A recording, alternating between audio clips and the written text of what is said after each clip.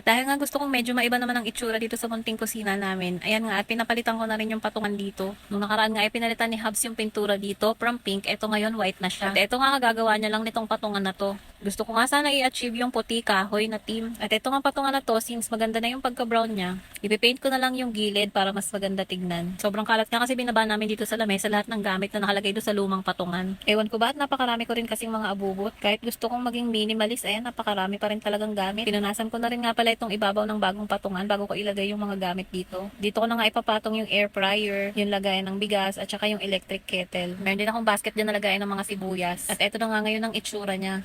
Makikita nyo nga meron pang pink dyan sa pinagtanggalan ng lumang patungan. Konti lang naman yan kaya ako na magpipintura ng puti dyan. Mabilis lang din naman matuyo to para maayos na bago ko ilagay yung iba pang mga gamit. At eto na nga yung naging itsura niya. Marami pa rin ako ibang mga abubot na nakalagay dyan. At eto naman yung sa bagong patungan na ginawa ni Hubs. Nung nakaraan nga may pinakita rin ako sa inyong mga bagong kortina at hindi ko pa sila naikabit. Ito yung mga ilan pang abubot na sinasabi ko. Nandiyan kasi yung mga charger namin, yung ibang mga gadget. Ngayon yung lagayan namin ng kape, dati pink yan, pinalitan ko rin ng brown. Ito nga yung itsura niya dati at yung dating patungan.